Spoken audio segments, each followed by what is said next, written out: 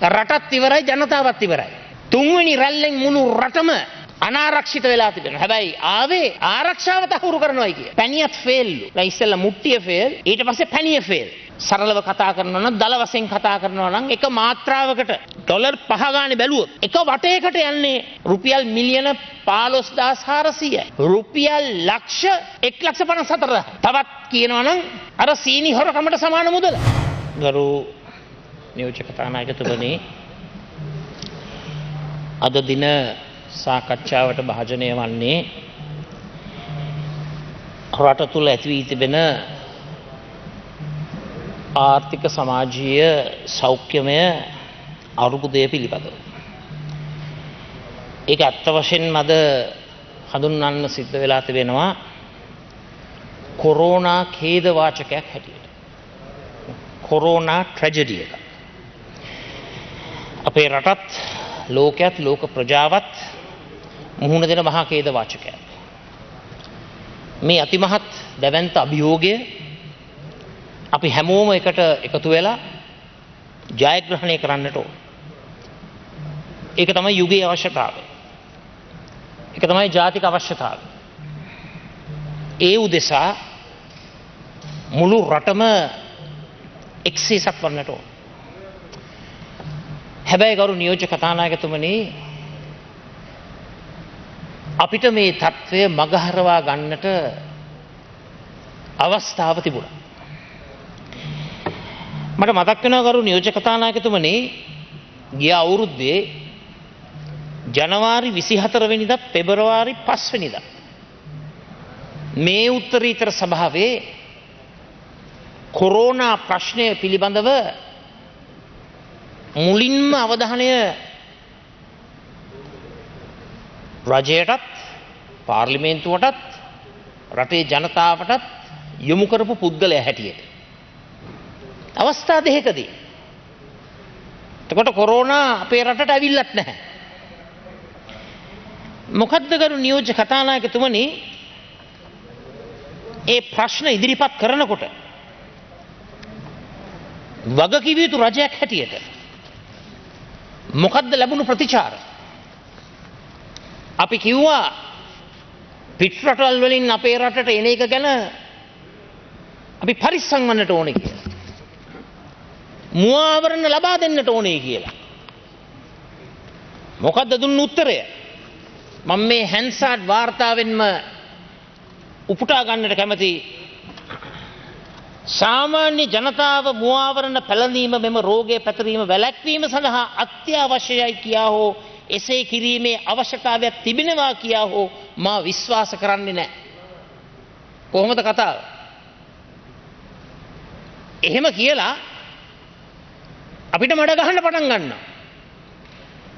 ඇයි ආණ්ඩුවට තියෙනවනේ ට්‍රෝල් ෆාම්ස් වෙනමම කොම්පියුටර් 1000 2000 දාගෙන කුලි හේවායන් දාගෙන වහල්ලු දාගෙන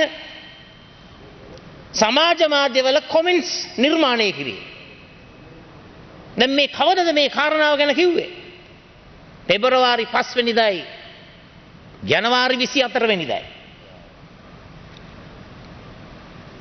අපි රටේ ජනතාවට මුඛවාඩම් දමන්න කියලා ජනතාව අනිසි බියකට යොමු කළ යුතු නැහැ. ආණ්ඩුව කියන්නේ. මේ ඔක්කොම හැන්සාඩ් වාර්තාවේ තියෙන. මම නැවතත් ඒක හැන්සාඩ් ගත කරනවා. ගරු නියෝජ්‍ය කතානායකතුමනි, ඒ වෙලාවේ ආණ්ඩුව නිසි පියවර ගත්තා නම් මේ කොරෝනා ඛේද වාචකය අපේ රට බිලිගන්නේ නැහැ. මොකද්ද ගරු කතානායකතුමනි, නියෝජ්‍ය කතානායකතුමනි, අපි කරපු යෝජනා වලට මොකද්ද කරේ රජය? ගණන් ගත්තේ නැහැ. ප්‍රතික්ෂේප කරා. විහිළුවට ගත්තා. පසු කාලීනව ගරු නියෝජ්‍ය කතානායකතුමනි, 27 ප්‍රශ්න අහන එකක් සීමා කරා. එදා විපක්ෂ නායකයාට එහෙම සීමාවක් නැහැ. අද සීමා කරලා තියෙනවා 2යි අහන්න පුළුවන් කියලා. මොකද අපි ප්‍රශ්න අහන එක හිසරදයක් හැටියට ආණ්ඩුව සැලකුවා. දැන් මොකද්ද වෙලා තියෙන්නේ? දැන් කොරෝනා රැලි ගණනාවකට පස්සේ කොරෝනාව හිස රදයක් වෙලා. අපිට කිව්වා අපි කාලය කනවයි කියලා. අපිට නින්දා කරා. අපහාස කරා. සමහර අවස්ථාවන් වලදී පරුෂ වචනිනුත් බැන වැදුනා. නමුත් අපි මොකද්ද කරේ? අපි කරේ රට වෙනුවෙන් යුතුයකම. පළවෙනි වතාවට කොරෝනාව ආණ්ඩුවට පෙන්නලා දුන්නා. නමුත් ඒවත් තඹ සතේකට ගණන් ගත්තේ නැහැ. මොකද්ද කිව්වේ? අපිට පුළුවන්. අපි කරලා පෙන්නන්නම්. අපි දිනුම්. කොරෝනා පරාදයි. කෘත්‍රිම සැනසීමක් රට තුල ඇති කරන්නට PCR පරීක්ෂණ සීමා කරා. ඒක තමයි ඇත්ත කතාව. ආටිෆිෂල් සෙල්ෆ් කොන්ෆිඩන්ස් එකක් නිර්මාණය කරා. කෘත්‍රිම සමාජ ජනතා තෘප්තියක් නිර්මාණය කරා. එහෙම කරලා ගියා මුළු රටම රවට්ටලා මහමැතිවරණයකට. දැන් එදා කිව්වා අපි දිනුම් කොරෝනා පරාදයි. එහි විතර නෙවෙයි ගරු නියෝජ්‍ය කතානායකතුමනි කුසලානක් දුන්නා. ජයග්‍රාහී කුසලානය අතිගරු ජනාධිපතිතුමාට. අනුකුසලානය ගරු අගමැතිතුමාට. අද මොකද්ද වෙලා තියෙන්නේ? රටත් ඉවරයි ජනතාවත් ඉවරයි. තුන්වෙනි රැල්ලෙන් මුළු රටම අනාරක්ෂිත වෙලා තිබෙනවා. හැබැයි ආවේ ආරක්ෂාව තහවුරු කරනවායි කිය. දැන් අනාරක්ෂිත රටක් නිර්මාණය වෙලා අපේ රටේ ආරක්ෂාවට ජාතික ආරක්ෂාවට අද මේ කොරෝනාව නිසා මරු පහරක් එල්ල වෙලා තිබෙනවා.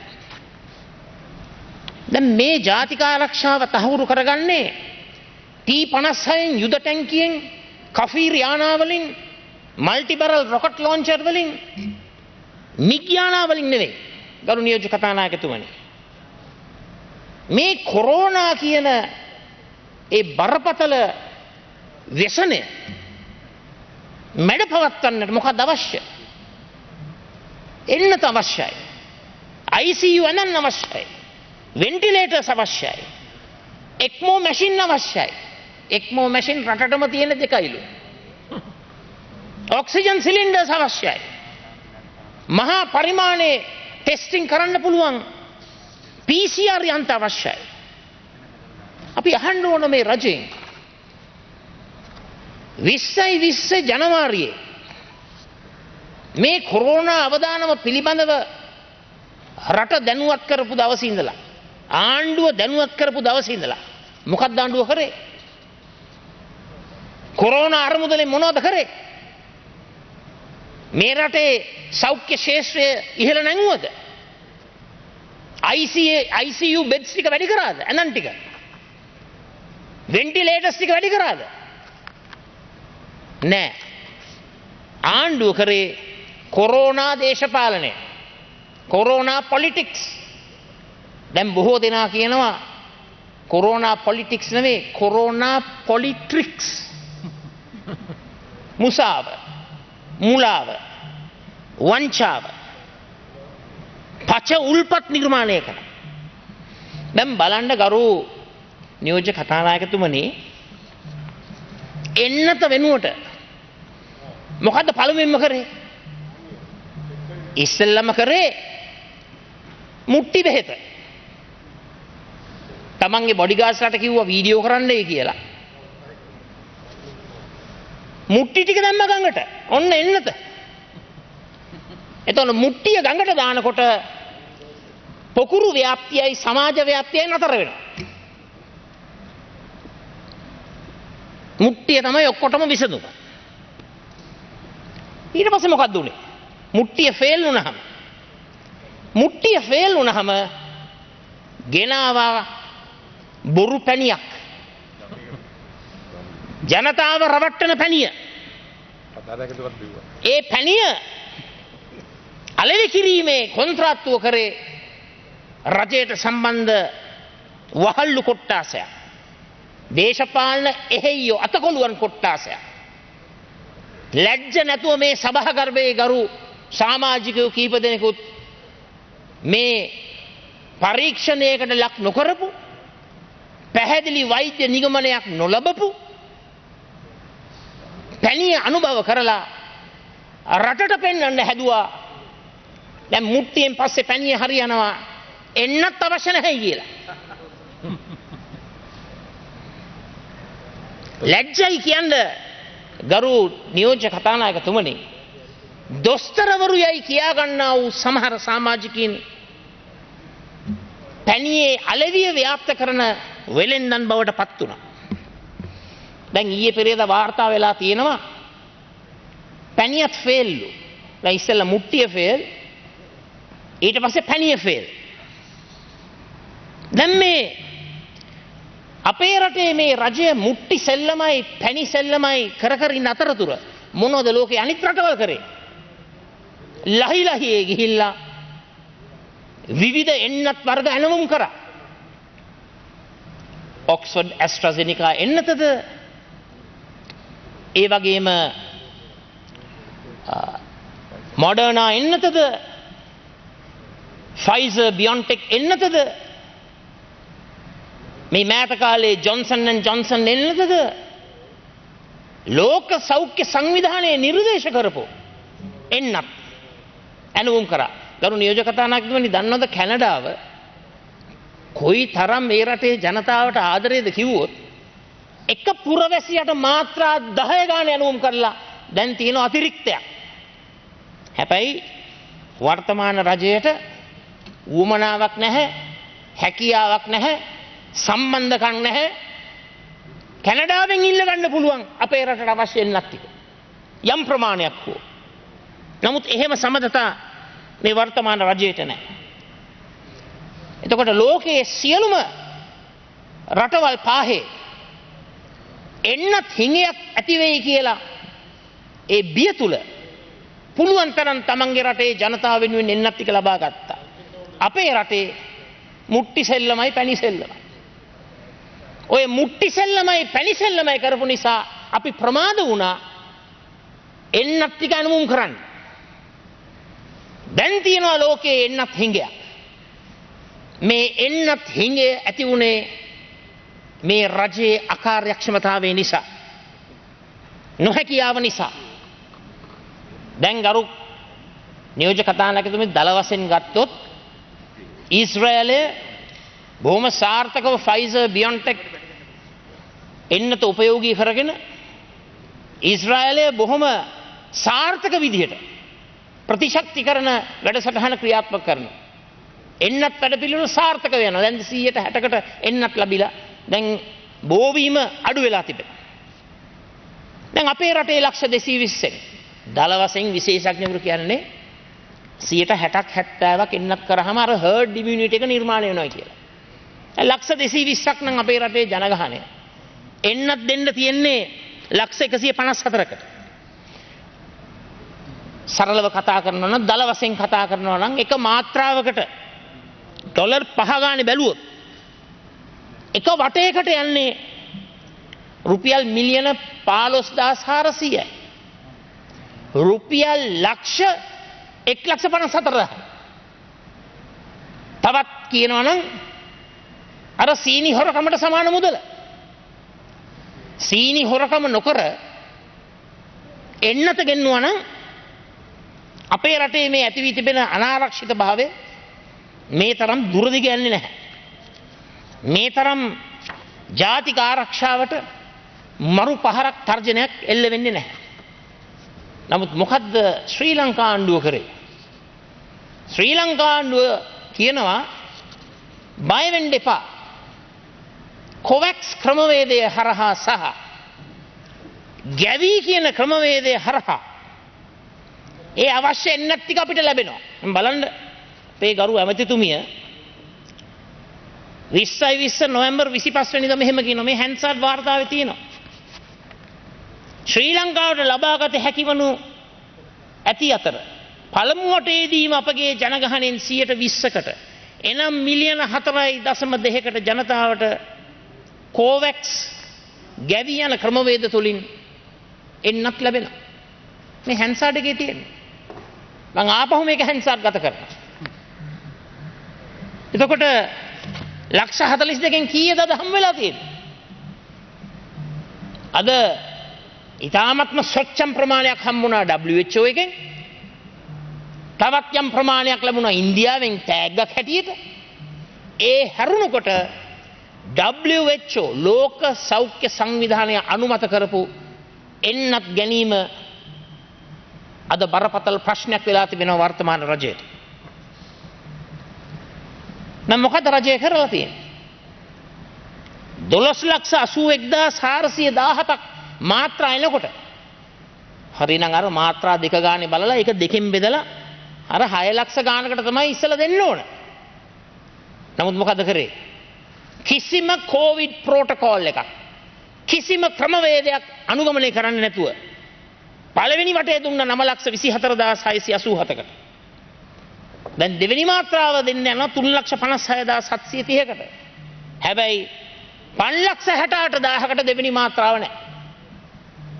දැන් අපිට ආරංචි වෙනත් එන්නතක් ගෙන්නලා ඒ එන්නත දෙන්න හදනවලු දෙවෙනි මාත්‍රාව හැටියට. ඒ මොකද ඔක්ස්ෆර්ඩ් ඇස්ට්‍රාසෙනිකා එන්නත ගන්න නැති නිසා. ඉතින් මේක හරිද? මේ එන්නත දෙන්න ඉස්සෙල්ලා මේව ගැන හිතුවේ නැද්ද?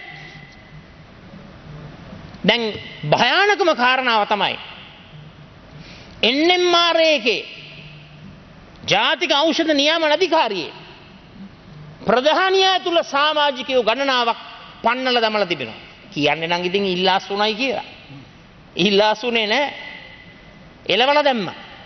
ඇයි? රජෙන් කිව්වා සයිනෝෆාම් එන්නතට අනුමැතිය දෙන්නයි කියලා. මේ අය කිව්වා මේ වෛද්‍යවරු කිව්වා ප්‍රමාණවත් ක්ලිනිකල් ට්‍රයල්ස් කරලා නැහැ. ප්‍රමාණවත් තොරතුරු නැහැ. සයිනෝෆාම් එන්නතට අනුමැතිය දෙන්න. දැන් එතකොට අද එන්නත් හොඳද නරකද කියලා කියන්නේ දේශපාලඥයෝ. මැති ඇමතිවරු. රජය එහෙම පුළුවන් ද කරන්න? මේවා තීන්දුව කරන්න ඕන විශේෂඥවරු. ඒ විෂයානුබද්ධව ඉන්න ඒ කෘතහස්ත කණ්ඩායම. දැන් භයානකම කාරණාව තමයි මට පෙර කතා කරපු ගරු ඇමතිතුමා සඳහන් කරා එන්නත් වර්ග දෙකක්. දැන් ස්පුට්නික් 5 ගේනවලු. සයිනෝෆාමුත් තියනවලු. බරපතල ප්‍රශ්නේ මොකද්ද? ලෝක සෞඛ්‍ය සංවිධානය මේවා නිර්දේශ කළා නැහැ. මේවා අනුමත කරලා නැහැ. දැන් මේ හදන්නේ ලෝක සෞඛ්‍ය සංවිධානය අනුමත නොකරපු බෙහෙත් එන්නත් අපේ රටේ ජනතාවට ලබා දෙන්න. මේක අපිට උත්තර අවශ්‍යයි. කොහොමද එහෙම කරන්නේ? මම විශේෂයෙන්ම ගරු අමාත්‍යතුමිගෙන් ඉල්ලීමක් කරනවා මේ අපරාධය රටේ ජනතාවට කරන්න එපා. WHO එක අනුමත නොකරපු එන්නත් අපේ රටට ගෙන්නලා ජනතාවට ලබා දෙනවා නම් මම පුද්ගලිකව දකිනවා ඒක සාපරාධී ක්‍රියාවක්. අපරාධයක්. අනුමැතියක් තියෙන එන්නත් ටික ලබා ගන්න කටයුතු කරන්න. එන්නත් වල මාත්‍රාවල අතිරික්තයක් තිබෙනවා. යුරෝපා රටවල් වලත් තියෙනවා. හැබැයි ඉතින් යුරෝපා රටවල් වලට ඒ වගේම කැනඩාවට කතා නොකර මේව කරගන්න බෑ.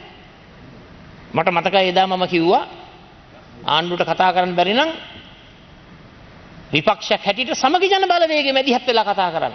ඇත්තටම කරු නියෝජ්‍ය කතානායකතුමනි මේ ඔක්කොම බලන් ඉඳලා අපි තානාපති තුමන්ලා තුමියන්ලා ගණනාවක් හමු වුණා. හමු වෙලා මොකද්ද කිව්වේ? අපේ රටට මොබයිල් ෆීල්ඩ් හොස්පිටල්ස් ලබා දෙන්න කටයුතු කරන්න කිව්වා. මහා පරිමාණයේ පරීක්ෂණ කරන්න පුළුවන් PCR යන්ත්‍ර ලබා දෙන්නයි කිව්වා. වෙන්ටිලේටර්ස් ලබා දෙන්නයි කිව්වා. ICU වන ලබා දෙන්නයි කිව්වා. ඊයේත් රුසියානු තානාපතිතුමා හම් වෙලා කිව්වේ ඒකයි. අදත් හම් වෙනවා ජපාන තානාපතිතුමා. එතුමාට කියන්නේ ඒකමයි. දැන් විපක්ෂය අපි කරන දේ ඇයි මේ ආණ්ඩුවට කරන්න බැරි? මේ පිටරටවල් එක තරහ වෙලා කතා කරන්නේ නැතුව, ගනුදෙනු කරන්නේ නැතුව, සාකච්ඡා කරන්නේ නැතුව මේ මහා ගෝලීය වෙසණයට අපිට මුහුණ දෙන්න පුළුවන්. රාජතාන්ත්‍රික භාවයක් තියෙන්නට ඕන. විදේශීය සමදතා ශක්තිමත් කරගන්නට ඕන. මේක අර ඉංග්‍රීසියෙන් කියනවා it's a do or die battle. මේක අපි ඔක්කොම ඉන්නවද නැති වෙනවද කියන මහා ප්‍රශ්නයක්. ඉතින් මේ රටේ රටවැසියන් හැටියට ජාති ආගම් කුලමල පන්ති පක්ෂ ભેදෙන් තොරව අපි එකාමින් මේකට මුහුණ දෙන්නට ඕන. හැබැයි මේ මුහුණ දීමේදී මේ රජය කොරෝනා දේශපාලනය කිරීම නිසා අද මුළු රටම අන්ත අසරණ භාවයට පත් වෙලා තිබෙනවා කියන එක මම මේ අවස්ථාවේ කනගාටුවෙන් හෝ කියන්නට. ඉතින් විශේෂයෙන්ම මේ රැවටිලිකාර දේශපාලනය අපි නැවතීමේ ලකුණු තබන්නට ඕන. අපි සූදානම් කොරෝනාව මර්ධනය කිරීම සඳහා ඒ යා යුතු වැඩිපුර පියවරවල් ඉදිරියට ගෙන. මම මේ වෙලාවේ නංගන් කියන්නට යන්නේ නැහැ. මම ගරු අමතිතුමියට කියන්න කැමතියි. මේ අද දවසෙත් ඊයේ දවසෙත් මට විශේෂඥ වෛද්‍යවරු පණිවිඩ වෙනවා. බරපතල ICU අනම් ප්‍රශ්නයක් තියෙනවා. මොකක්ද ආණ්ඩුවේ විසඳුම? මොකක්ද ICU අනම් ප්‍රශ්නෙට විසඳුම? ඇයි මෙච්චර කාලයක් බලාගෙන හිටියේ ප්‍රමාණවත් වෙන්ටිලේටර්ස් නොගෙන්ම? දැන් අවුරුද්දකුත් මාස 4-5ක් තිබුණනේ. යම් කිසි කඩිනම් වැඩසටහනක් ක්‍රියාත්මක කරන්න. දැන් බලන්න ගරු නියෝජ්‍ය කතානායකතුමනි, මම දන්නේ ඔබතුමා දන්නවද කියලා. අපේ රටේ ආරක්ෂක අංශයට හෙලිකොප්ටර් 4ක් ඇනුම් කරලා තියෙනවා. armored personnel carriers 60ක් ඇනුම් කරලා තියෙනවා. දැන් මට ඇහුණා මේ ඊයේ පෙරේදා මේ කැබිනට් අනුමැතියක් ලැබුණලු මිලියන 625ක් වියදම් කරන්න රට වටේම කාය වර්ධන මධ්‍යස්ථාන හදන්න. ඒවයි ප්‍රශ්නයක් නැහැ. ජාතික ආරක්ෂාව තහවුරු කරන්නට ඕන. හෙලිකොප්ටර් යාන අවශ්‍යයි. යුද ආම්පන්න අවශ්‍යයි. කාය වර්ධන කට්ටල අවශ්‍යයි. නැහැයි කියලා කියන්නේ නැහැ.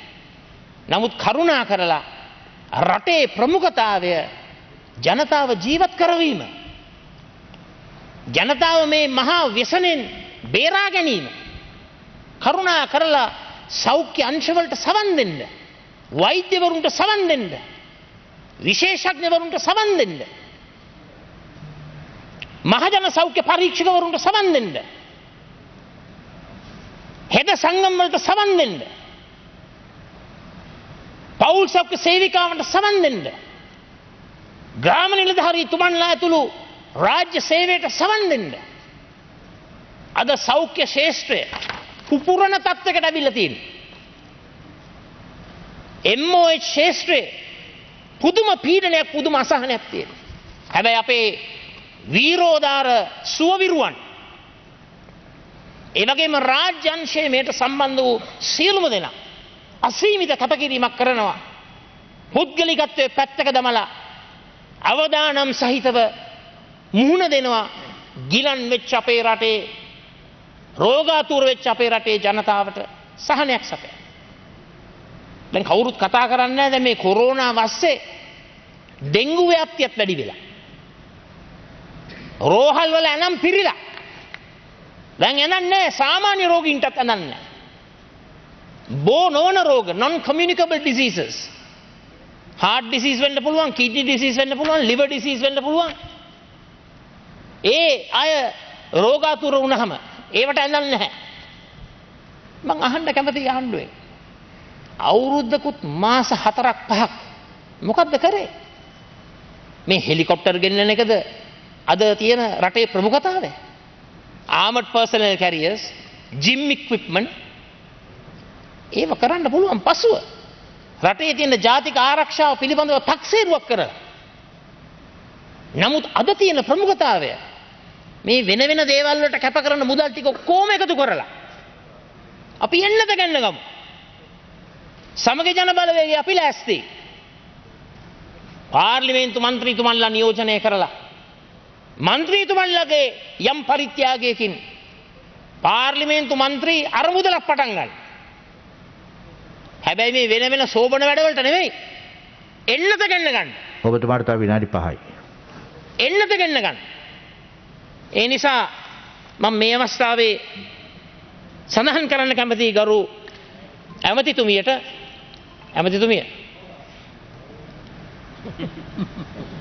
රෙම්ඩෙසිවිර් කියලා තියෙනවා බෙහෙතක්. මට චෙස් ස්පෙෂලිස්ට් කෙනෙක් කිව්වේ ඒවයි ලොකු හිඟයක් තියෙනවායි කියලා. රෙම්ඩෙසිවිර් මම හිතන්නේ එහෙම ප්‍රොනවුන්ස් කරොත් හරි. ඒ වගේම ටොසිලිසුමාබ් මේ තවත් බෙහෙත් වල හිඟයක්. මට චෙස් ස්පෙෂලිස්ට් කෙනෙක් කිව්වා මේක ගැන කතා කරන්නයි කියලා. මොකද දැන් එතුමන්ලා කතා කරලා දැන් හක්ක ගෙවිලලු තියෙන්නේ. බෙහෙත් නැහැලු. ඒ වගේම ළමා රෝග වෛද්‍ය විශේෂඥවරයෙක් බොහොම ප්‍රසිද්ධ පුද්ගලයෙක් මට කතා කරලා කියනවා ICU එනම් ප්‍රශ්නයට වහාම පිළිමක් යොදන්න කියලා. ඉතින් ගරු අමාත්‍යතුමියනි මම ඔබතුමියගෙන් ඉල්ලීමක් කරනවා මෙතෙක් කල මේ රජයට නොතිබුණු වැඩසටහනක් දැන්වත් ආරම්භ කරන්න. ඒකට කියන්නේ forward planning ඉදිරි සැලසුම්. ඉදිරි ක්‍රමෝපායක සැලසුම් forward strategic planning ක්‍රියාත්මක කරන්න. දැන් මම දන්නවා තමුන්නාන්සලා optimistic scenarios බොහොම සුබවාදී අදහස් වල තමයි පදනම් වෙලා හිටියේ. එහෙම නෙමෙයි. හැම දෙයක්ම pessimistic කරලා හිතලා වාසිදායක නොවන ලෙස හිතලා තමුන්නාන්සලාගේ සැලසුම් නිර්මාණය කරා. ඔක්සිජන් සිලින්ඩර්ස් වල තියෙනවා බරපතල හිඟයක්. මොකද්ද ගරු ඇමතිතුමියනි ඒකට විසඳුම? ගරු නියෝජ්‍ය කතානායකතුමනි නොවැම්බර් 3 වෙනිදා ගිය වසරේ මම මේ ප්‍රශ්න ගැන කතා කරනකොට හැම පැත්තකින්ම මේ රාජ්‍ය පාර්ශ්වය නියෝජනය කරන පැත්තකින් කෑකෝ ගහනවා, මඩ ගහනවා, පරුස වචන කියනවා, නින්දා කරනවා, අපහාස කරනවා. මම එදා කිව්වා එංගලන්තයේ අග්‍රාමාත්‍යවරයෙකු බෙන්ජමින් ඩිස්රේලි මැතිතුමා මේ වගේම අවස්ථාවකදී එතුමාට යම්කිසි ප්‍රකාශයක් කරන්න ගිය අවස්ථාවකදී ඒ විවිධ ප්‍රහාර එල්ල වෙනකොට එතුමා කියපු කතාවක්. එතුමා මෙන්න මෙහෙම කිව්වා. මම දැන් වාඩි වෙන්නම්. හැබැයි කවදා හෝ මා කී දේ සැබවින්ම ඇසේවි. මට කියන්න තිබෙන්නේ එදා මා කී දේ ඇත්ත බව. ඔබට අහන්නට ලැබීම ගැන මට ඇතිවන්නේ සතුටක් නොව දුකක්. එදා මා කී දේ ඔබට අසන්නට ලැබී තිබෙන්නේ වෙන මොනවත් නිසා නෙවෙයි මිනිස්සුන්ගේ අඳෝනාව නිසා. ගරු අමාත්‍යතුමියනි අද තියෙන ජනතා අඳෝනාව. මේ ජනතාව අඳෝනාව ඉදිරියේ මම රජයෙන් ඉල්ලීමක් කරනවා කරුණා කරලා අහක බලන්න එපා. කරුණා කරලා මේ ප්‍රශ්නය මගහරින්න එපා. දැන්වත් ඔබතුමියට කියන්න පුළුවන්ද අපේ රටේ කමියුනිටි ස්ප්‍රෙඩ් එකක් දැන් තියෙනවද නැද්ද? දැන් දිගටම කියාගෙන ආවනේ. සමාජ ව්‍යාප්තියක් නැහැ, කමියුනිටි ස්ප්‍රෙඩ් එකක් නැහැ. මේ පොඩි මේ ක්ලස්ටර් ස්ප්‍රෙඩ් එකක් තියෙන්නේ. මේ තියෙන්නේ පොකුරු ව්‍යාප්තියක්. දැන් අද මොකද කියන්නේ? අද පොකුරු ව්‍යාප්තියද තියෙන්නේ එහෙම නැත්නම් සමාජ ව්‍යාප්තියද? ඉතින් මම මේ කරුණු කාරණා ඉදිරිපත් කරන්නේ ගරු නියෝජ්‍ය කතානායකතුමනි මට තා මදක් වේලාව ලබා දෙන්න. මේ ආණ්ඩුව යථාර්ථවාදී වෙන්නට ඕන. සත්‍යවාදී වෙන්නට ඕන. සංඛ්‍යාලේඛන අමිහිරි වෙන්නට පුළුවන්. නමුත් මේ අමිහිරි සංඛ්‍යාලේඛන ඉදිරිපත් කරන්න. එතකොට සත්‍ය මත, දත්ත මත, ඇත්ත මත පදනම් වුණු ජාතික සෞඛ්‍ය ක්‍රියාදාමයක් අපිට ක්‍රියාත්මක කරන්න පුළුවන්. මේක මේ රටේ ජනතාව තුළ යම්කිසි කෘත්‍රිම සැනසීමක් ආටිෆිෂල් ෆීල් ගුඩ් ෆැක්ටර් එකක් ඇති කරන්නට PCR පරීක්ෂණ අඩු කරලා හරියන්නේ නැහැ. PCR පරීක්ෂණ අඩු කරනවයි කියන්නේ කොරෝනා ඩිටෙක්ෂන් එක අඩු වෙනවා. ඔව් ඉතින් PCR පරීක්ෂණ අඩු කරාම ඒ කොරෝනා ප්‍රමාණයන් ටික එළියට එන සංඛ්‍යාලයක අඩු වෙනවා. ඒක හරි. එහෙම කරන්න එපා. WHO ගයිඩ්ලයින්ස් වලට අනුව අපේ රටේ දිනකට කරන්නට පුළුවන් උපරිම පරීක්ෂණ ප්‍රමාණය කරලා රටට ඇත්ත සත්‍ය හෙළිදරව් කරලා ඇත්ත කතා කරන්නට ඕන. ඔබතුමාගේ කාලය අවසන්. නෑ මට තව විනාඩි කිහිපයක් ගන්න පුළුවන්. එක්ලොක් නැහැ. ගරු නියෝජ්‍ය කතානායකතුමනි විශේෂයෙන්ම මම මේ අවස්ථාවේ ඉල්ලීමක් කරනවා සත්‍ය මත පදනම් වෙලා කටයුතු කරන්න. කරුණා කරලා මේ රටේ බදු ගෙවන්නන්ගේ සල්ලි වියදම් කරන්නට යන්න එපා. WHO එක අනුමත නොකරපු වැක්සින්ස් වලට. ගරු අමතිතුමිය කියන්න ඕනේ මේ සභාවට. සයිනෝෆාම් එන්නත WHO එක අනුමත කරලා තියෙනවද නැද්ද? ස්පුට්නික් 5 එන්නත WHO එක අනුමත කරලා තියෙනවද නැද්ද?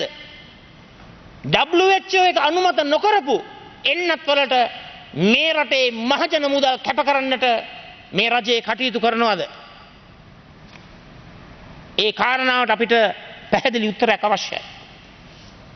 දැන් අපිට අහන්නට ලැබුණා මට පෙර කතා කරපු ඇමතිතුමාගෙන් දැන් ඇනන් 1000ක රෝහල් හදන්න යනවලු දිස්ත්‍රික්ක මට්ටමේ. බොහොම හොඳයි. ඇයි මේක පටන් ගත්තේ නැත්තේ 20 ජනවාරියේ? අර මැණික් කුළුණක් හදන්න ඉස්සෙල්ලා මේ රෝහල් ටික හදන්න තිබුණා. ඇනන් 1000 හැම දිස්ත්‍රික්කයකටම. ඇයි එහෙම සිතුවිලි නිර්මාණය වුණේ නැද්ද? ඒ වගේම මට පෙර කතා කරපු ඇමතිතුමා කතා කරා 20000 ගැන. ගරු නියෝජ්‍ය කතානායකතුමනි ඔබතුමත් රාජ්‍ය මුදල් ඇමතිවරයෙක් හැටියට කටයුතු කරපු පුද්ගලයෙක්. අපේ රට තමයි මෑත කාලේ මේ කොරෝනා ප්‍රශ්නයේදී කිසිම ෆිස්කල් ස්ටිමියුලස් පැකේජ් එකක් ලබා නොදුන්නු රට. කිසිම මූල්‍ය උත්තේජක පැකේජ් එකක් ලබා දුන්නේ නැහැ. නිකම් බොරුවට මේ 5000 කෑලි දෙකක් දීලා තමන් සැනසීමක් ඇති කරගන්න ඔන්න දුන්නයි කියලා. 5000 ඒවා දෙකක් කියන්නේ මූල්‍ය උත්තේජකයක්ද? අර බලන්න ණය අත්හිටවනවායි කිව්වා, පොලියත් අත්හිටවනවායි කිව්වා. ලීසින් වාරික නතර කරනවායි කිව්වා. දැන් මොකද කරන්නේ? දැන් ඒ නතර කරපු කාලය තුල නොගෙවපු මුදලට පොලිය මත පොලියක් අය කරනවා. අර ගෙවාගෙන ආපු පොලිය නෙමෙයි. නොගෙවපු එකටත් පොලියක් අය කරනවා. මොන විහිළුවක්ද? මේකද ෆිස්කල් ස්ටිමියුලස් පැකේජ් කියන්නේ? මේකද මූල්‍ය උත්තේජක පැකේජ් කියන්නේ? එනිසා මම මේ අවස්ථාවේ මගේ කතාව අවසන් කරන්නට පෙර ඔබතුමා හොඳින් දන්නවා අරුන්දති රොයි කියලා විද්වතෙක් ඉන්නවා ඉන්දියාවේ. ඉන්දියාවේ තත්ත්වය දිහා බලලා එතුමා කියනවා මෙන්න මෙහෙම. We are witnessing a crime against humanity. අපි මේ බලා සිටින්නේ මානව සංහතියට එල්ල වෙන සාපරාධී ක්‍රියාවක් කියලා. මම කියනවා ගරු අමතිතුමියට ඔය වදන අපේ රටේ පාවිච්චි කරන්නට ඉඩ තබන්න එපා. We don't want to see a crime against humanity taking place in our country. This government has been totally incompetent, inefficient in dealing with this crisis. They have politicized this. මේක දේශපාලනීකරණය කරා. අර ලැජ්ජ නැතුව ආගම්වාදයක් ඇති කරානේ. අර භූමි දානයයි ආදාහනයයි ප්‍රශ්නේ. අවසානයේ මොකද්ද උනේ? අවසානයේ ලෝක ප්‍රජාවගේ බලපෑම මත කියපු දේවල් වමාර අනුභව කරන්න සිද්ධ වුණා මේ ආණ්ඩුවට. ඒකයි සිද්ධ වුණේ. රීගජිටේට් කර වොමිට් කර වමාරපු දේවල් කන්න සිද්ධ වුණා. මාස ගණනාවක් ජාතිවාදයේ ක්‍රියාත්මක කරා ආදාහනයයි භූමි දානයයි ප්‍රශ්නය තුල. නමුත් කොන්ද කෙලින් තියාගෙන සමගි ජන බලවේගය සැබෑ සිංහල බෞද්ධ බලවේගයක් හැටියට ඇත්ත කතා කරා. නමුත් අවසානයේ බොරු සිංහල බෞද්ධකමක් නිර්මාණය කරගෙන ආපු අයට සිද්ධ වුණා සත්‍යය පිළිගන්න. ඒ නිසා කරුණා කරලා මේ කොරෝනා ප්‍රශ්නේ දේශපාලනීකරණය කරන්න නැතුව අපි හැමෝම එකට එකතු වෙලා සත්‍යය මත පදනම් වුණු ඇත්ත මත පදනම් වුණු ඇත්ත තිත්ත වුණත් රටේ ජනතාවට ප්‍රකාශ කරලා මේ කොරෝනා මර්ධනය කරන්නට අපි හැමෝම අත්වල් බැඳගනිමු. අද දවසෙත් හෙට දවසෙත් අපි කතා කරන තානාපතිවරුන්ට මේ රටට උදව් කරන්නයි කියලා. මේ රටට අවශ්‍ය සෞඛ්‍ය උපකරණ ලබා දෙන්නයි කියලා. කවදාවත් විපක්ෂයකින් ඔහොම වෙලා නැහැ. හැමදාම විපක්ෂයක් සම්ප්‍රදායික විපක්ෂය තමයි කොහොම හරි ආණ්ඩුව අමාරුවේ දාන්න කකුල් මාට්ටු දානවා. කකුල් මාට්ටු දාන්න අවශ්‍ය නැහැ. මේ රටේ ජනතාව ඊ타මත්ම අන්ත අසීරුතාවයකට අසහනයකට පීඩනයකට ලක් වී තිබෙන මොහොතක. ඒ නිසා ගරු ඇමතිතුමියගෙන් ඉල්ලීමක් කරනවා කරුණා කරලා මේ සභාවටත් මේ රටටත් ඇත්ත හෙළිදරව් කරලා මේ කොරෝනා ප්‍රශ්නෙට වහා විසඳුම් ලබා දෙන්න කටයුතු කරන්න. වසරකුත් මාස 5ක් මුළුල්ලේ මේ ප්‍රශ්නෙන් මගහැරලා රටේ ජනතාවට වෙනත් චිත්‍රයක් පෙන්වූ ආකාරයට ඒ දේශපාලන රංගපෑම් ක්‍රියාත්මක කරන්න නැතුව තමුන්නාන්සේ නායකත්වය අරගෙන මේ ප්‍රශ්නයට තිරසර විසඳුමක් ලබා දෙන්න විපක්ෂයේ ප්‍රගතිශීලී අපි සමග ජන බලවේගය අපි රට වෙනුවෙන් ජනතාව වෙනුවෙන් ඕනම පරිත්‍යාගයක් කරමින් ඕනම කැපකිරීමක් කරමින් අපි රටත් සමගත් රටේ ජනතාවත් සමග නිරන්තරයෙන්ම සිටිනවායි කියමින් මගේ කතාව අවසන් කරනවා. News First එක් අරමුණක් වෙනුවෙන් YouTube ග්‍රාහකීන් මිලියනයක් සමග නොනැවතී ඉදිරියට